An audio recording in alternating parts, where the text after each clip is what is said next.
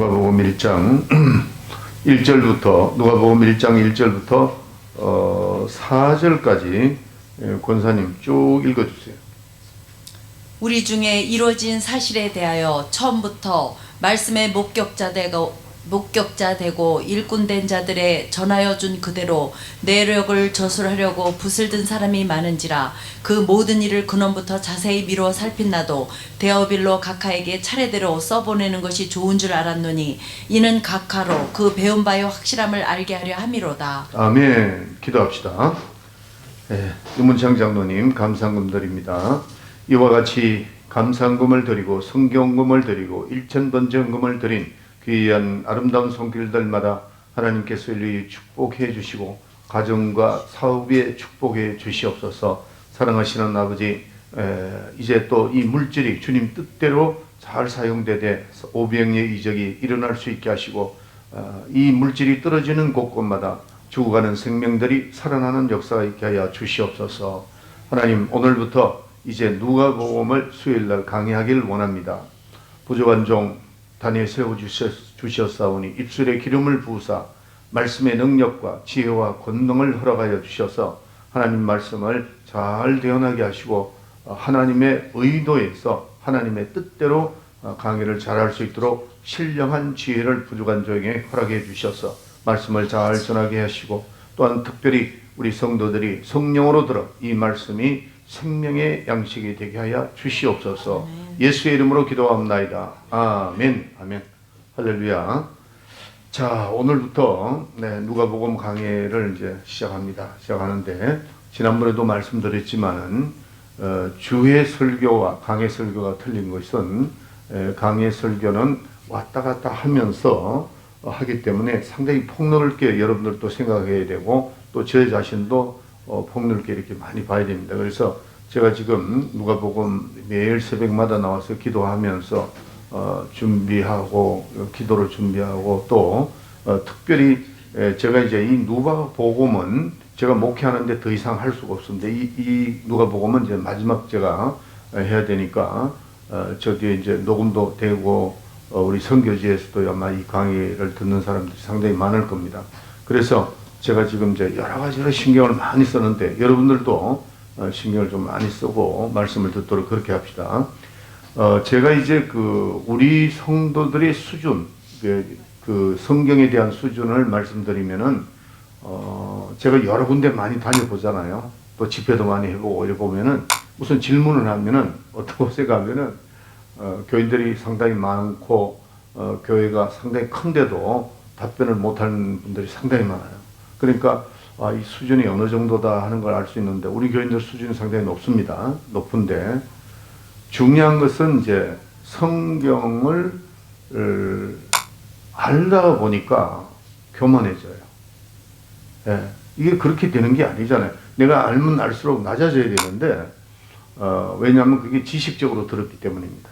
성령으로 듣게 되면은 내가 겸손해져야죠. 그래서 여러분들이 꼭 겸손하게 내가 더 많이 안다고 해서 교만해지거나 그렇게 하는 게 아니고 우리가 많이 깨달았으면은 그 많은 것을 실천하에 옮기는 것이 중요하잖아요. 그러니까 겸손하라 그런 말씀을 드리도록 하겠습니다. 자, 우리 한 1분 동안만 딱 1분 동안만 하나님 이 누가복음 강의를 들으면 성령으로 듣게 하시고 정말 이번 기회를 통해서 큰 은혜가 되게 하시고 그 다음에 주의 종에게도 말씀의 지식과 지혜와 권능을 달라고 1분 동안만 우리 동선 한번 기도합시다. 사랑권인가 풍성하시고 자비로우신 아버지 감사합니다. 오늘 특별히 이제 오늘부터 누가복음 강의를 하기를 원하는데 하나님께서 역사하시사 종의 입술에 기름을 부어주셔서 아버지 말씀을 잘 하나님 뜻대로 잘 전하게 하시고 또 우리 성도들이 성령으로 들어서 이 말씀이 생명의 양식이 되게 하시고 우리의 내 자신을 변화시키는데 놀라운 역사가 있게 하여 주시옵소서. 하나님 누가가 영감이 충만했을 때 이 누가복음을 잘 기록한 것 같이 하나님 아버지 우리 성도들이 누가복음의 그 영적인 축복을 받기 위하여 영적인 말씀을 듣기 위하여 성령 충만함을 허락해 주시옵소서. 예수의 이름으로 기도합나이다. 아멘. 아멘. 자, 우리 누가복음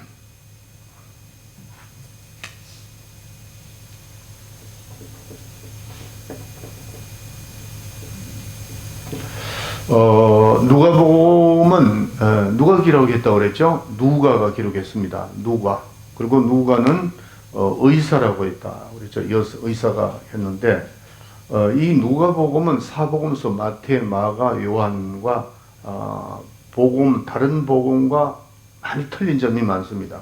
예, 그래서 좀 다르게 보아야 된다는 겁니다. 마태, 마가, 요한 보다는 좀 다르게 봐야 된다는 것을 먼저 여러분들에게 서두에게 말씀드리고 지금부터 제가 말씀드리는 것은 누가복음을 강의하기 위해서 서론 부분입니다.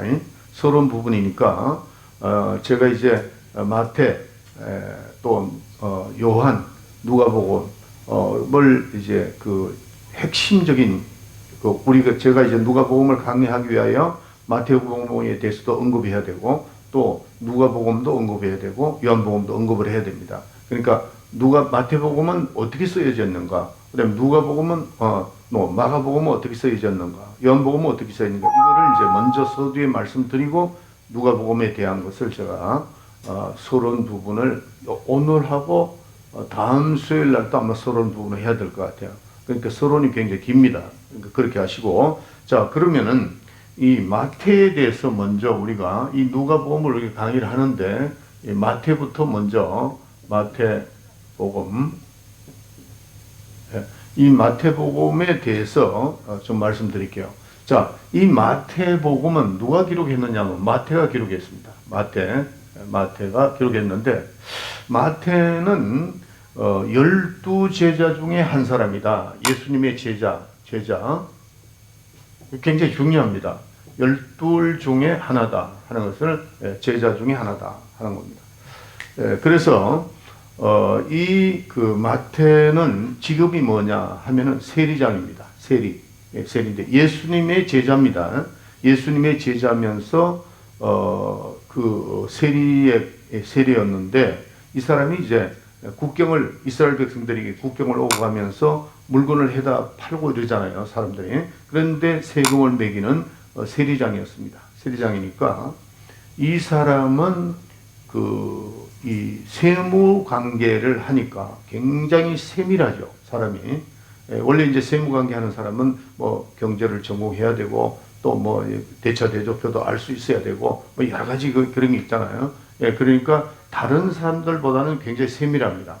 제가 이제 많은 사람을 이렇게 대보면은 은행에 있었던 사람들, 정권에 있었던 사람들, 이런 어떤 경영을 했던 사람들은 굉장히 그 계산이 빠르죠. 정확하고. 정확하지 않으면 넘어가지 않는 그런 성품을 가졌다는 겁니다. 그래서 이 마태는 법의 원칙을 가지고 근무한 세무공무원입니다. 세무공무원이었다. 그래서 그러는 가운데 예수님이 나를 따르라. 그러니까 그걸 다 버리고 쫓아간 사람입니다. 자, 그러면은 이 마태가 마태복음을 썼잖아요. 마태복음을 썼는데 마태는 정직한 공무원이었기 때문에 그 마태복음을 기록할 때에 공무원 생활했던 그 정직성이 그대로 있습니다. 이 마태복음을 읽어보면 정직성이 아주 정확하게, 어느 정도로 정확하냐 하면은 마태복음은 수필식을 썼다. 수필로. 수필이라고 하는 것은 어떤 감정적인 게 없습니다. 수필은 있는 그대로입니다. 사진을 찍듯이 탁탁 찍는다면 수필이라는 거는. 저도 뭐 잘 그런 수필이나 이런 게 시를 잘 못 쓰지만 저는 굉장히 시를 좋아하는데 이 시를 읽어보면은 수필은 굉장히 정확하고 있는 그대로 어떤 거기다가 자기 감정을 포함시키거나 상상을 포함시키는 그렇지 않고 그냥 그대로. 그러니까 예수님의 공생애를 자기가 본 대로 느낀 대로 그대로 기록한 게 마태복음입니다. 마태는 세무공무원이니까 정확하죠. 정직하고 정확하다. 정확하니까 그 정확한 예수님을 본 대로, 자기가 본 대로, 느낀 대로, 그대로 감정 없이 그대로 기록을 했다 하는 겁니다. 본 대로, 들은 대로, 사실대로. 그대로 기록하고 있다. 그러니까 우리가 이제 역사를 보면은 여러분들 그 역사에서 임금이 가장 싫어하는 사람이 누군지 아세요? 사관입니다. 사관. 이 사관이 누구냐면은 임금 밑에서 글 이렇게 그 임금이 말하는 거, 행동하는 거 모든 걸 다 상세히 밑에서 기록하는 사람을 사관이라고 그래요. 그러니까 왜 임금이 싫어하느냐 하면은 자기가 실수한 부분도 그거 다 기록되거든. 그 실록, 그 왕의 실록이라 해가지고 하는데 그런 정도의 정확성이 있는 것이 마태입니다. 마태복음. 그래서 마태복음은 예수님을 본 대로, 들은 대로, 그 다음에 사실대로, 사실 정확하게 기록을 했다 하는 겁니다. 그래서 예수님의 이제 그 출생부터, 출생부터 이제 기록하죠. 쭉 기록해서 성천까지 딱 기록한 요것이 아주 정확하게, 예, 다시 말씀드릴게요. 자기가 본 대로, 들은 대로, 사실대로, 그대로, 요 세 가지가 정확하게 있는 겁니다. 본 대로, 들은 대로, 사실대로, 그대로 이제 기록을 했다 하는 겁니다. 그래서 이제 몇 수십 년이 지난 다음에 기록이 됐습니다. 이 성경이 전부 다 기록됐는데, 자기가 본 대로, 느낀 대로, 사실대로 기록은 했지만은 수십 년이 흘러갔으니까 충격적인 것만 기록이 되는 거죠. 충격적인 거. 그 어린 애들이 한 10살쯤 된 애들이 학교에서 가족을 그리라고 그러면은 그 이제 데이터가 나와 있어요. 이렇게 보면 누구를 제일 막 크게 그리느냐 하면은 엄마라는 겁니다. 엄마 이렇게 엄마를 이렇게 그린다는 거예요. 아버지는 그리라고 보면 아버지는 요만하게 그린다는 거예요. 그 다음에 자기 동생은 요만하게 그리고 이렇게 그린다는 거예요. 이게 왜 그러냐 하면은 뭐 몇 번을 그려도 이렇게 그린대요. 이렇게 한 10살, 9시, 10살이 될 때 그 자기 엄마를 보고 컸기 때문에 엄마만 남는 거예요, 머리에. 그럼 아버지는 아침 출근했다 저녁 늦게 들어오니까 볼 시간이 없잖아요. 그러니까 아버지를 그리라면 꼭 이렇게 그리고 엄마는 크게 그린다는 거예요. 왜냐하면 자기가 본 대로 느낀 대로 그걸 하기 때문에 그렇다는 거죠. 그래서 지금 이 마태도 자기가 다 예수님을 본 대로 다 이렇게 기록을 했지만은 자기가 느낀 게 있잖아요. 충격받은 거. 예수님을 따라다니면서 충격받았던 그런 거를 기록을 한 거죠. 그런데 기록은 했지만은 본대로 사실대로 정확하게 기록을 했다 하는 겁니다. 그렇기 때문에 자, 여러분들 지난번에 제가 말씀드린 설교를 여러분들이 다 들었어요. 오늘 설교를 다 듣고 이제 갔는데 여러분들의 기억 속에 철학자 얘기, 제가 이제 철학자 얘기를 많이 하지 않는데 몇 마디가 그 기억이 있고 말씀에는 무슨 지저분한 것만 머리에 들어가 있고 예수가 머리에 안 들어왔다면은 설교한 사람이 잘못했던지 아니면 들은 사람이 잘못된 거죠. 만약에 설교를 한 분이 예수를 증거해줘. 이 성경은 나에 대한 글이라고 그러니까 요한복음 5장 39절에 보면 분명히 성경은 나에 대한 글이니까 제가 설교를 했을 때 여러분들이 머리에는 뭐가 남아야 돼요? 예수가 남아야 돼요. 그런데 그거 한마디 철학자가 한 얘기를 딱 했는데 그게 머리에 탁 들어와 있다. 그러면은 이게 큰 문제라는 거죠. 그래서 우리는 바로 이 설교가 복음적인가 아니면 이 철학적인 건가 아니면 교리적인가를 여러분들이 벌써 들어보면 압니다. 들어보면은 이게 교리적이구나 아니면 이건 철학적이구나 이렇게 되어버릴 수가 있다는 거예요. 그래서 듣는 사람도 잘해야 되고 또 전하는 사람도 잘해야 된다. 그래서 설교는 항상 예수만 어린아이가 그리라 너 가족 그리라 그러면 제일 엄마를 크게 그리듯이 여러분들이 신앙생활을 오래 할수록 머릿속에 뭐가 남아야 돼요? 예수가 남아야 돼요. 제일 많이 그렇게 돼야 된다 하는 겁니다. 자, 그래서 마태는 예수의 공생애 출생부터 성천까지 요게 이제 공생애 딱 요까지입니다. 요까지고요. 요거를 이제 여러분들이 기억을 해 놓으세요. 그래서 예수님은 마태는 예수님의 12제자고 예수님의 그 공생애만 이제 꼭 기록을 했다. 출생과 공생애를 예수님 따라다녔으니까 마태가 그렇게 된 겁니다. 자, 그러면 요한복음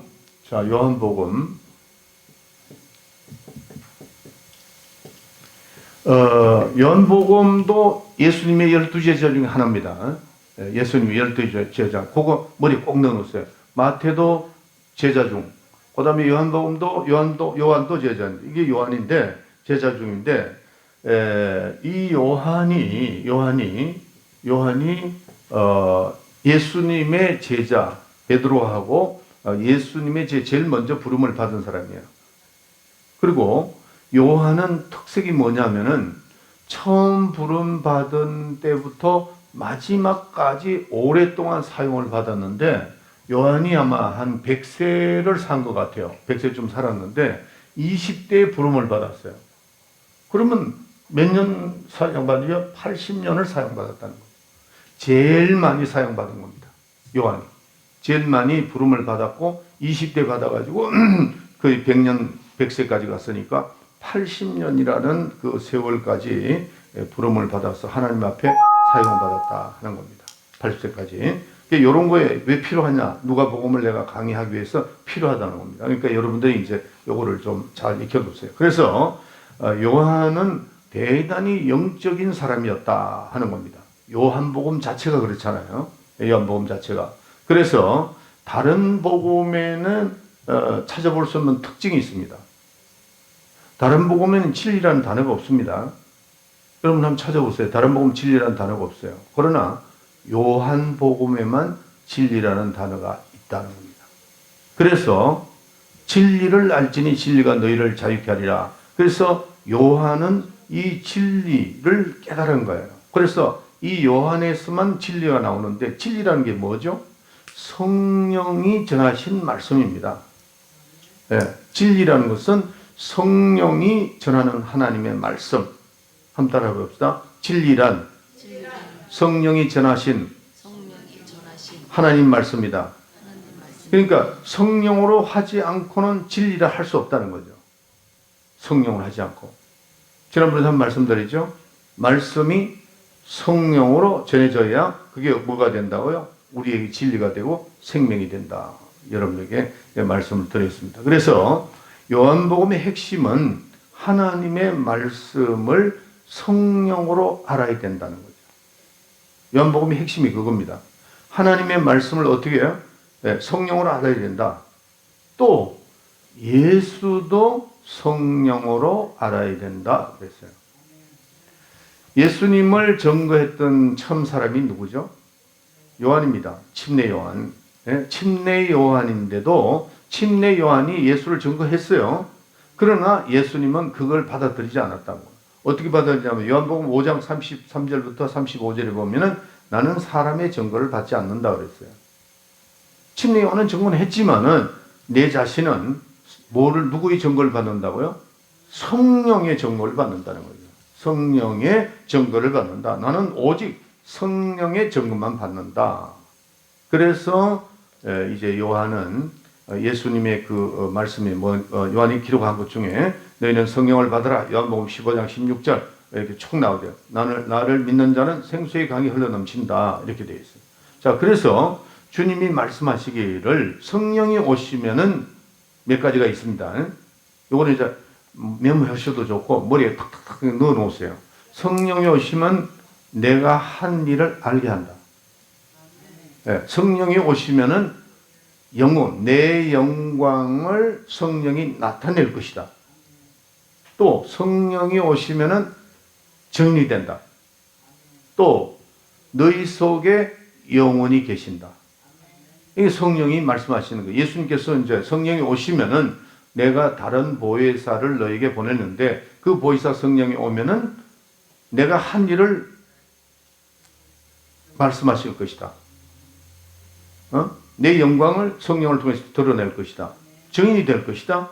그 다음에 내 속에 영원히 거할 것이다 하는 것을 예수님께서 이제 말씀하신 겁니다. 그래서 다른 제자들도 다 같이 똑같이 들었죠. 예수님 말씀을 다 들었는데 오직 이 진리에 대한 말은 요한만이 하고 있다는 겁니다.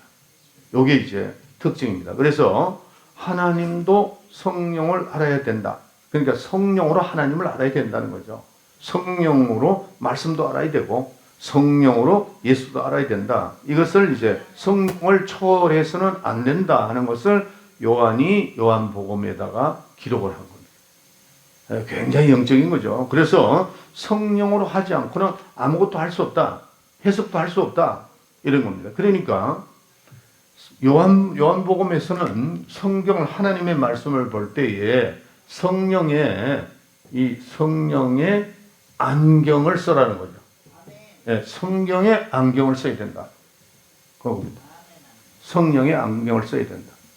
성령의 안경을 쓰고 보고 해야 된다는 것을 이제 말씀을 합니다. 그래서 자, 이 요한은 성령과 예수와 플러스 성령 이렇게 돼야 된다고 강조를 하고 있는 겁니다.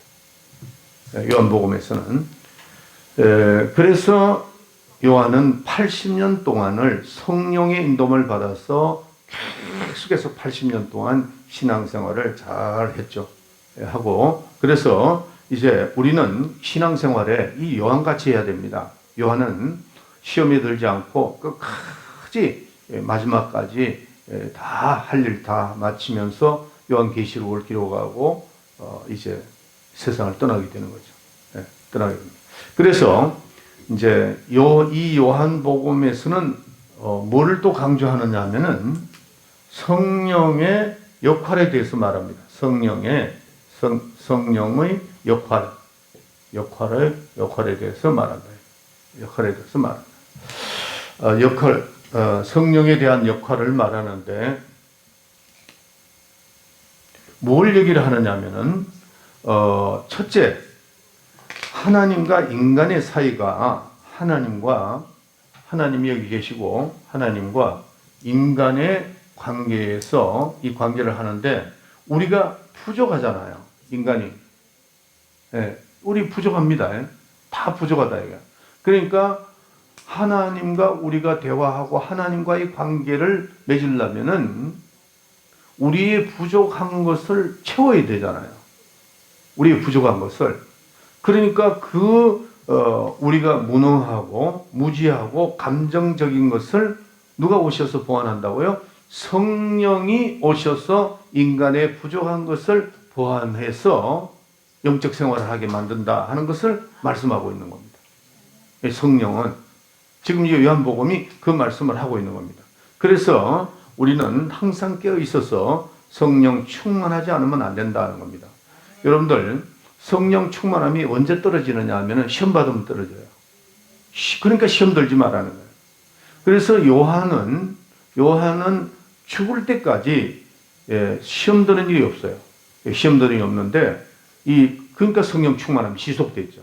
그래서 여러분들이 성령 충만함을 지속할 때에 나의 부족한 모든 지식이나 모든 것 부족한 거 성령이 채우시고 우리를 인도하신다는 걸 꼭 기억을 하세요. 그래서 성령 충만함이 지속돼야 되는데 성령 충만함이 지속되려면 어떻게 해야 된다고요? 시험 들지 말라는 거예요. 시험 들면 안 된다. 자, 그래서 요한이 성령 충만하니까 신령해지죠. 굉장하게 신령이 되지요. 신령하게 되는데 마태는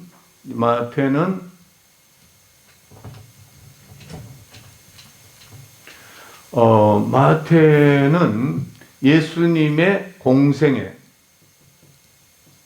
공생애만 여기서부터 여기까지 한 겁니다. 그러면 요한은 뭐냐면은 공생애가 예수님의 공생애가 여기죠. 공생애 예수님의 출생과 그다음에 예수님의 이제 죽으시고 부활하셔서 성천하시죠. 성천전 요까지가 공생애입니다. 마태는 공생애만 기록했습니다. 그런데 이 요한은 예수님의 출생 이전, 태초에, 그래서 성경에 알파요 오메가요 처음과 나중에 되신다 하는 것을 말한 것은 또 요한입니다. 그래서 이 마태는 예수님의 출생과 여기까지만 했는데 이 요한은 태초, 하나님의 영원한 태초. 그러니까 요한복음 1장 1절에 뭐라고 되어 있죠? 태초에 말씀이 계시니라. 그 태초는 인간의 태초가 아닙니다.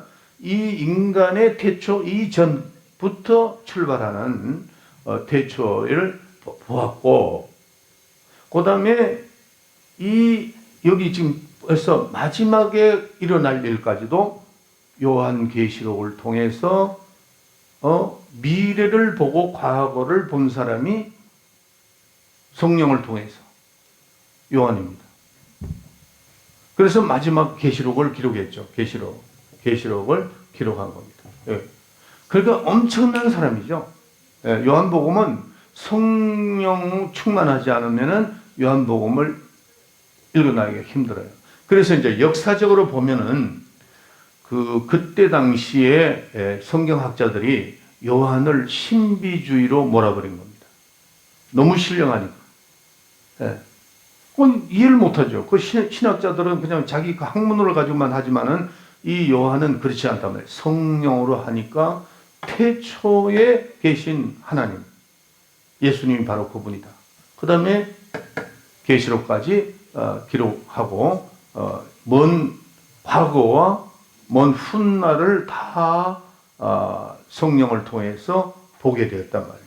그러니까 엄청난 거죠. 그래서 이 요한은 뭐냐면은 말씀을 대할 때 태초에 말씀이 계시니라, 이 말씀이 하나님과 함께 계셨을 때 이 말씀은 뭐라고 그랬죠? 하나님이라고 그랬죠.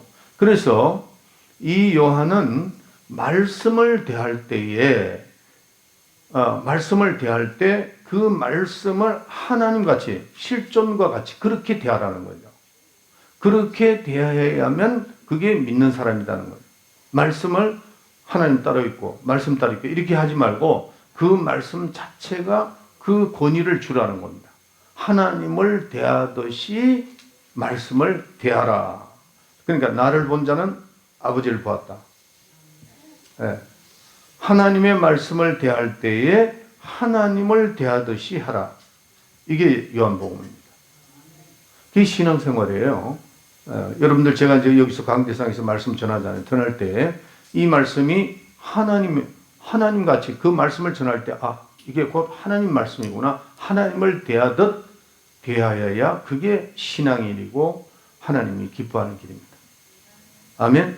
그래서 우리가 예수를 대할 때 하나님의 권위에 동등한 분으로 이렇게 대하듯이 하나님 말씀도 그렇게 대하라. 그래서 고린도전서 12장 3절에 보면은 성령으로 하지 않고는 주를 주라고 시인할 수가 없다 그랬죠. 그래서 우리는 성령으로만 예수를 하나님으로 볼 수 있고 성령으로만 예수님의 말씀이 하나님의 말씀과 권위가 같다 이렇게 느껴진다는 겁니다. 아멘. 여러분들 성령 충만하지 않는 사람한테요 가서 예수님은 하나님이다 그거 안 믿습니다. 절대 안 믿습니다. 우리가 예수를 하나님의 아들, 예수가 하나님의 아들, 그가 곧 하나님이라는 것은 이게 우리 지식으로 되는 게 아니잖아요. 성령을 받아야 그 말이 이렇게 동의가 되고 아주 기쁨이 있다고. 그러나 아무리 신학자라도 성령 안 받은 사람은 예수님을 하나님의 아들이라고 그러면 웃습니다. 이 역사적인 인물이지 무슨 소리야. 역사적이지만은 그분이 말씀이 육신이 되어 온 분이라는 것을 믿어야 돼. 그게 구원인데. 그게 믿어져야지. 어떻게 믿어진다고? 성령을 통해서 믿어진다. 아멘. 그래서 이 요한복음을 기록할 때가 가장 성령 충만했을 때 이게 기록이 됐다는 겁니다. 자, 그래서 마태복음은 예수님의 공생에만 보았지만은 이 요한은 영원전부터 암년부터 종말까지 다 보고 기록했다 하는 것을 이건 엄청난 일이죠. 이렇게 이제 여러분들이 잘 이해하셔야 됩니다.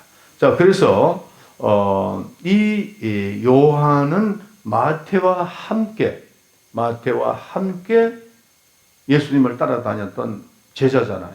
예수님의 제자고 여기도 예수님 제자인데, 근데 마태는 동생에만 예수님을 본대로, 자기가 사실대로, 본대로, 느낀 대로, 그대로 기록을 여기만 했어요. 근데 이 요한은 같은 예수님의 제자면서도 이 공생애도 물론 했지만은 창세전부터 그 이후까지 기록한 사람이 요한이다. 성령으로 하지 않고는 안 된다 하는 것을 강조했던 사람이 요한입니다. 그래, 요거를 좀 잘 이해해야 됩니다. 그래서 그가 이제 요한이 예수님의 제자들만은 어디서 그걸 더 많이 느꼈느냐 하면은 마가다락방에서 12제자가 거기 다 흘러갔잖아요. 갔을 때 성령이 마가다락방에 확 임하는 걸 보고 내가 하나님을 보았구나. 내가 하나님을 보았구나. 성령이 크게 임하는 순간을 보고 내가 예수님을 보았구나 하는 것. 예수님의 그분이 곧 하나님이구나 하는 것을 느끼게 되는 거죠. 그래서 이런 그 요한의 고백이 있는 겁니다. 자, 그래서 요한복음 17장 5절 한번 읽어주세요. 17장 5절. 아버지여, 창세전에 내가 아버지와 함께 가졌던 영화로서 지금도 아버지와 함께 나를 영화롭게 하옵소서. 밑에 또 읽어주세요. 6절.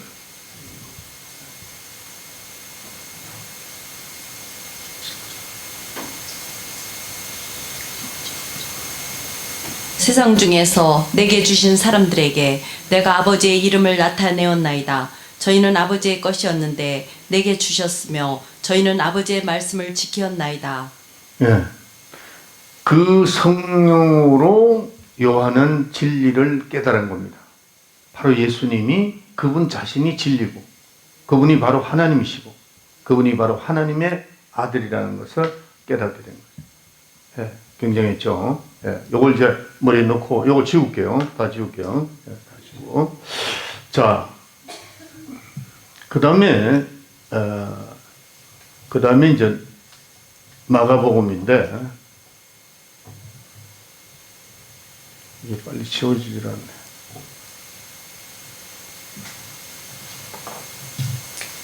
마가복음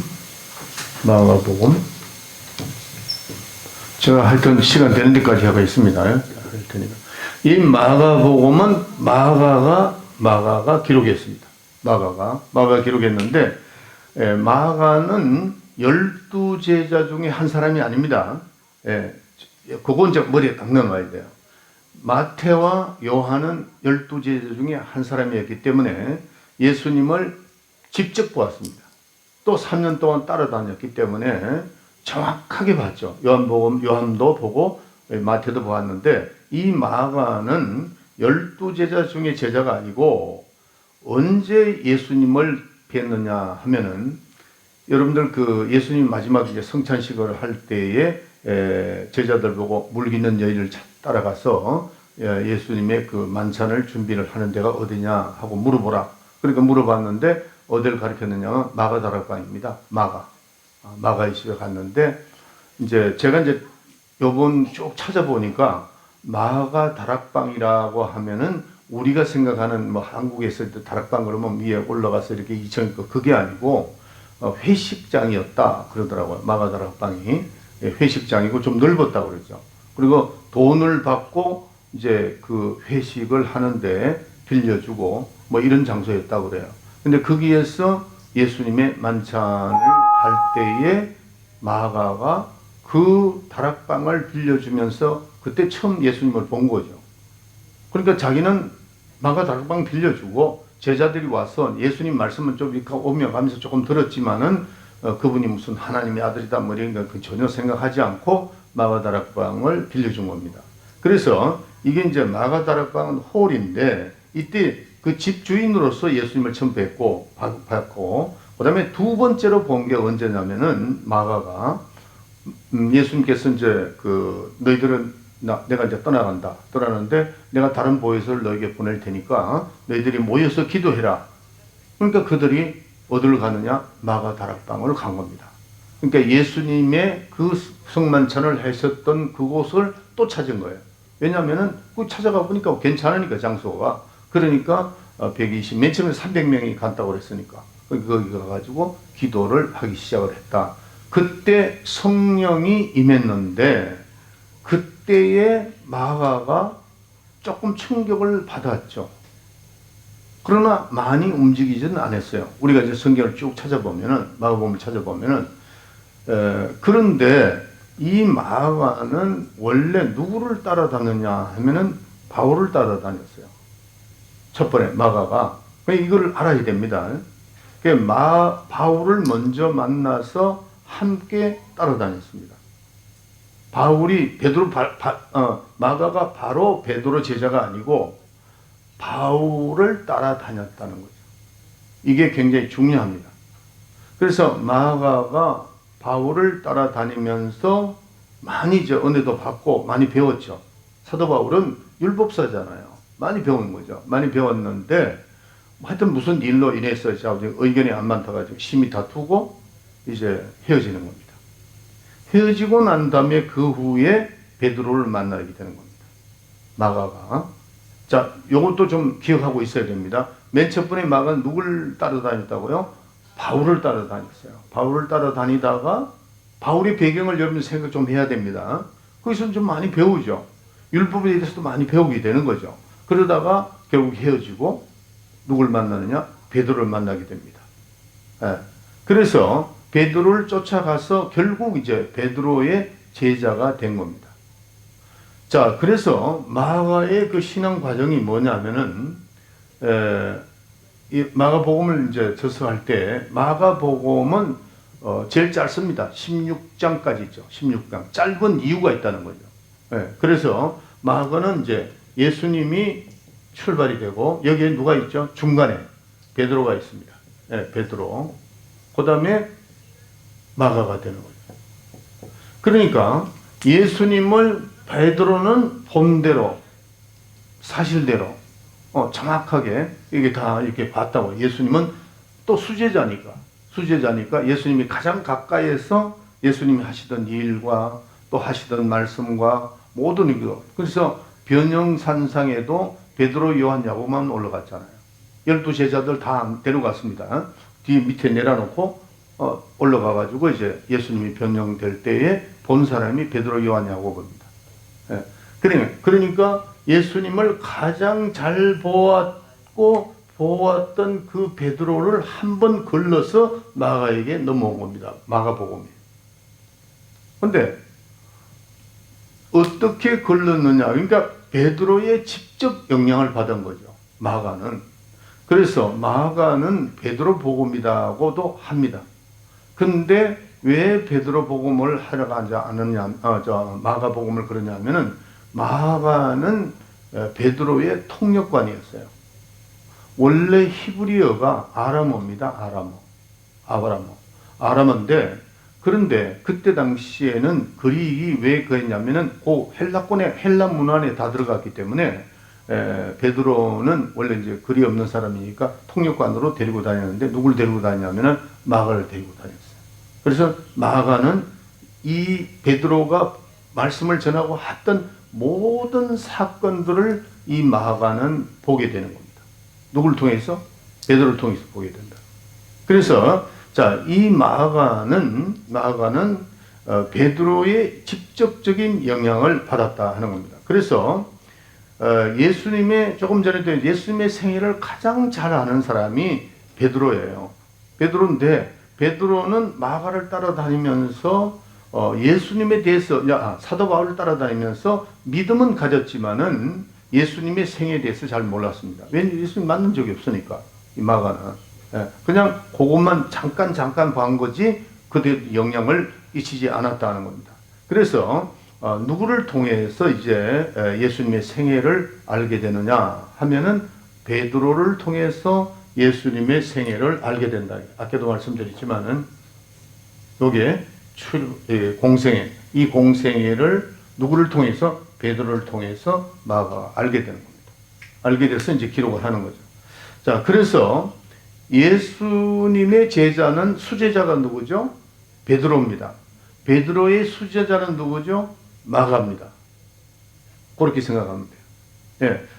사도 바울은 잠시 만나서 어떤 복음에 대한 걸 듣고 믿음의 형성은 됐지만은 예수님의 생애에 대해서는 직접 보지 못했다 하는 겁니다. 그거를 여러분들이 알고 이제 말씀을 또 들어야 됩니다. 자, 그런데 이 베드로가 마가에게 가르쳐 준 게 뭐냐 하면은 어떤 지혜로운 말씀이나 오묘한 말씀이 아니었습니다. 왜냐하면 베드로 자신이 어떤 지혜로운 일을 설명하고 이렇게 하지 않았고 그가 예수님을 만났을 때 아주 충격적인 얘기죠. 예수님을 만나 충격적인 사건입니다. 사건. 마가는 베드로를 통해서 예수님의 그 충격적인 사건들을 접하게 되는 겁니다. 그래서 병을 고치고 귀신을 쫓아내고 오병이의 이적을 일으키고 강풍을 막 일으키고 나무를 막 꾸짖으니까 나무가 말라버리고 이러니까 주로 분명한 사건들 그리고 가르치는 어떤 교훈 진리가 아니고 예수님을 바라보면서 이 베드로가 예수님을 바라보면서 그 사건을 통해서 예수님을 알게 되는 때 그게 이제 충격이 되는 거죠. 마가. 그래서 베드로는 물 위로 걸어갔던 사람이잖아요. 또 물 위로 빠졌던 사람이에요. 이런 사건들이 굉장히 그 사건들을 통해서 이 베드로가 또 굉장히 성격이 이렇게 좀 활달하잖아요. 활달하고 막 감동적이고 막 그래서 그냥 감동적인 걸 갖다가 이 마가에게 가르치는 것보다 자기가 그대로 고백하는 거죠. 간증을. 그러니까 마가는 그대로 받아들인다. 그래서 이 마가 복음은 예수 그리스도의 예수의 사건을 기록하는 겁니다. 예수님이 일으키셨던 그 모든 사건들을 하다 보니까 어떤 지혜의 말씀 같으면은 성경을 이렇게 논리적으로 써야 되니까 상당히 길어지잖아요. 그러나 마가는 큰 사건만 기록하니까 줄어들 수밖에 없죠. 그러니까 마가복음은 다른 복음서보다 짧습니다. 16장으로 이제 끝이 나는 겁니다. 그래서 이 마가복음 1장의 복음은 복음의 시작이라 그랬죠. 마가복음은 복음의 시작이다. 근데 이 복음에 대한 것은 복음의 강력한 힘, 그걸 나타냅니다. 이 복음은 이건 아주 강력한 힘이다. 그래서 마가복음 1장은 뭐죠? 복음의 시작이다. 그렇게 말하는 거예요. 복음의 시작이다. 마가복음은 복음의 강력한 그 능력, 예수님의 사건들을 이렇게 기록한 것이 이제 마가복음입니다. 그래서 복음의 능력 그러면은 마가복음을 보면 됩니다. 따라합시다. 복음의 능력. 그래서 이 복음의 능력에는 구원도 받을 수 있고, 그렇죠? 복음의 능력에는 귀신이 떠나가고, 복음의 능력은 죄에서 자유함을 얻고, 또 복음의 능력에서는 가난해서 부유케 되고, 복음의 능력은 질병에서 자유하게 되고, 이렇게 되는 거예요. 진리를 알지니 진리가 너희를 자유하리라 그랬으니까 우리가 이 복음의 능력은 죄에서 자유, 귀신에게서 자유, 가난에서 자유, 그런 거를 이제 나타내는 것이 마가복음이다 하는 겁니다. 그래서 이 마가복음은 복음의 절대적인 권능을 표현하는 겁니다. 그래서 이 마가복음의 가장 중요한 것은 뭐냐면은 복음의 능력이라는 거. 그래서 여러분들이 이제 성경을 읽을 때 혹시 누가 이제 새롭게 시작되는 분이 있으면은 먼저 마가복음을 읽게 하고 마태복음을 읽게 해야 돼요. 마가복음은 복음의 그 능력에 대해서 짤막짤막하게 거의 한 19군데, 20군데나 이렇게 그거를 표현합니다. 그걸 표현하는데 그거를 읽고 예수님이 하시던 모든 일을 복음의 능력이 막 나타나는 거니까 막 이게 귀신이 쫓겨나고 막 하잖아요. 그 다음에 이제 마태복음을 딱 보면은 그 마태복음은 아주 디테일하게 쫙 이렇게 써내려가죠. 요거를 여러분들이 잘 하셔야 됩니다. 그래서 마가복음에는 인간적인 얘기가 없습니다. 인간적인. 근데 마태복음은 약간의 인간적인 말도 있다 하는 것을 여러분들이 깨달아야 돼요. 자, 그러면은 한 5분 남았는데 누가복음에 대해서 이제 하고 끝내도록 합시다. 누가복음. 오늘 이제 제가 다음 주부터 이 요한복음을 누가복음을 강의해야 되니까 자, 누가복음. 자, 누가가 기록을 했습니다. 누가 기록했다. 이 누가도 예수님의 제자가 아닙니다. 예수님의 제자가 아니고 이 누가는 바울의 제자입니다. 바울의 제자다. 그러면서 누가는 뭐라고 그랬죠? 의사였다. 그래서 누가는 예수님의 공생애를 보지 못한 사람입니다. 주로 누구 말만 들었죠? 바울 얘기만 들은 거죠. 말만이 다 들었죠. 그래서 이 바울을 이제 먼저 우리가 좀 보면은 바울이 이제 율법사입니다. 율법사인데 그때 당시에 최고의 권위자죠. 율법에서는 뭐 그 사람 따라갈 사람이 없으니까.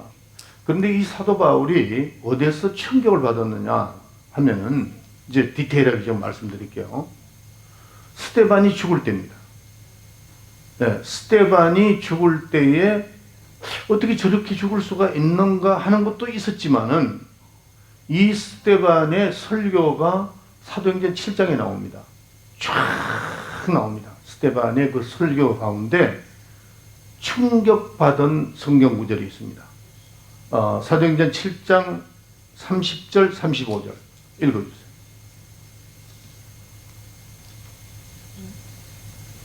모세가 이 광경을 보고 기이 여겨 알아보려고 가까이 가니 주의 소리 있어 나는 내 조상의 하나님 즉 아브라함과 이삭과 야곱의 하나님이로다 하신대 모세가 무서워 감히 알아보지 못하더라. 주께서 가라사대 내 발에 신을 벗으라. 너 섰는 곳은 거룩한 땅이니라.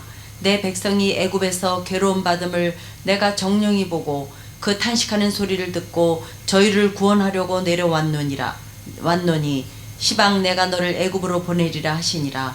저희 말이 누가 너를 관원과 재판장으로 세웠느냐 하며 거절하던 그 모세를 하나님은 가시나무 떨길 가운데서 보이던 천사의 손을 의탁하여 잠깐 지금 여기에서 사도 바울이 충격을 받는데 지금까지 자기가 섬기는 하나님으로 생각했어요. 근데 알고 보니까 하나님이 아니고 천사예요. 여기에서 사도 바울은 굉장한 자존심이 상하는 겁니다. 자기들이 그러니까 구약에 나타난 거는 하나님이 직접 나타나신 것이 아니고 누구를 통했어요? 천사를 통했다는 거죠. 지금 그런 건 여러 군데 나옵니다. 그래서 이 사도 바울은 스데반에게 굉장한 망신을 당한 거죠. 자기가 지금까지 지금 율법을 쭉 해온 것은 하나님이라고 생각했는데 하나님이 사용하는 천사였다는 것을 여기서 이제 깨닫게 되는 겁니다.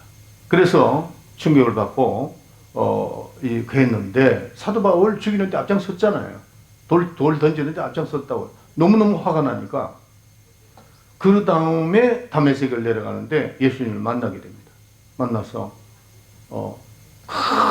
큰 막 우레와 같은 소리가 들리니까 깜짝 놀란 거예요. 당신 누굽니까?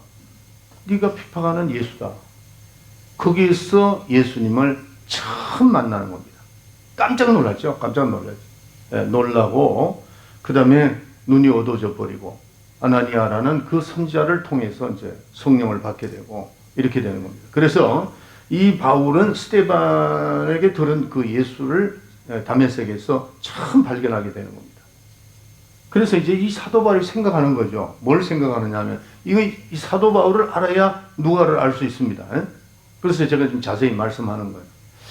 여기서 자기가 그 율법 사기도 하고 구약 신자잖아요. 구약의 약점을 발견한 겁니다. 구약의 약점. 모자라는 부분이라는 거죠. 약점이라면 좀 이상하고 허구성이다. 그것도 좀 이상한 말이고 구약에 보완될 것이 있다는 것을 발견한 겁니다. 네. 구약에서 완성되지 아니하고 구약이 기다리는 것이 있다. 기다리는 것이 무엇이 있다는 것을 깨달은 겁니다. 누구? 그렇죠. 구약이 지금 이 구약이 기다리는 것이 뭐라고요? 예수를 기다리고 있구나 하는 것을 깨닫고 이 바울이 깨달은 게 뭐냐면은 구약과 플러스 예수 그러면은 어떻게 돼요? 이건 완성이다. 완성. 이거를 여기서 깨달았어요. 사도 바울이 이걸 깨달은 겁니다. 그러니까 로마서 사도 바울의 저서를 쭉 보면은 그 말씀이 계속 반복됩니다. 자, 사도 바울 생각이 이런 생각이었을 거예요. 여러분 자동차가 있죠. 자동차가 있는데 자동차가 움직이려면은 두 가지가 필요합니다. 완성이 됐다 할지라도 그럼 구약을 완성된 자동차라고 생각합시다. 여러분 머리에 넣어놓으세요. 움직이려면 두 가지가 필요합니다. 뭐가 필요해야 돼요? 휘발유가 필요하죠. 휘발유가 필요합니다. 그 다음에 또 누가 필요하냐? 운전수가 필요하다. 운전수가 필요하다. 네?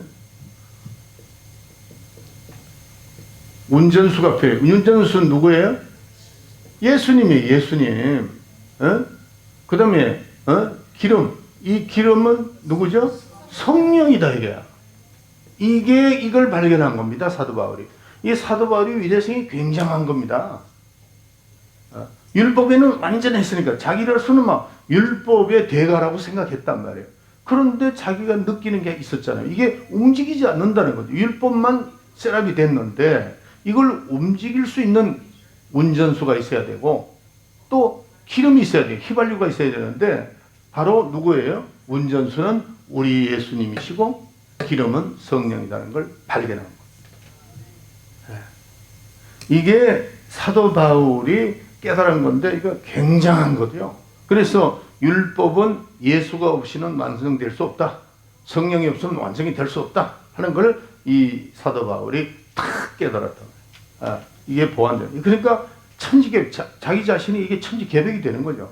자기는 율법이 완전하다고 생각했는데 딱 예수님을 만나고 나니까 율법이 구약이 기다리는 분이 이분이었구나 깨달았다는 거죠. 저도 이게 할 말이 많습니다. 제가 이 설교를 준비하면서 내 자신을 한번 생각을 해봤어요. 내 자신을 생각해 보니까 내가 과연 김광신 목사님을 못 만났으면 어떻게 됐을까? 또 김광신 목사님 말고 또 그 동서대는 한만영 목사님, 그 서울대 음대 교수였던 그분의 테이프를 내가 듣고 내가 김광신 목사님 테이프를 들었거든요. 들을 때 그걸 들으면서 깜짝 놀랐어요. 능력 부분에서는 그 한만영 목사님이었고 그 다음에 지혜 부분은 김광신 목사님을 내가 만나게 됐어. 그렇게 돼 있어. 하여튼 이번에 누가복음에 대해서 여러분들이 좀 관심을 가지시고 잘 내려요. 아직까지 누가복음에 대해서 지금 쭉 기록을 해놔 다 못했습니다. 왜냐하면은 누가가 나와야 되는데 이게 지금 바울만 얘기하다가 누가가 끝나는 겁니다. 다음 주에 이어서 하도록 하겠습니다. 다 같이 주기도문도 합시다. 시작. 하늘에 계신 우리 아버지여, 이름이 거룩히 여김을 받으시오며 나라의 임하옵시며 뜻이 하늘에서 이루어진 것 같이 땅에서도 이루어지리라. 오늘날 우리에게 일용할 양식을 주옵시고 우리가 우리에게 죄 지은 자를 사하여 준 것 같이 우리 죄를 사하여 주옵시고 우리를 시험에 들게 하지 마옵시며 다만 하겠소 구원하옵소서. 나라와 권세와 영광이 아버지께 영원히 있사옵나이다. 아멘. 주님 앞에 영광과 박수를 드립시다.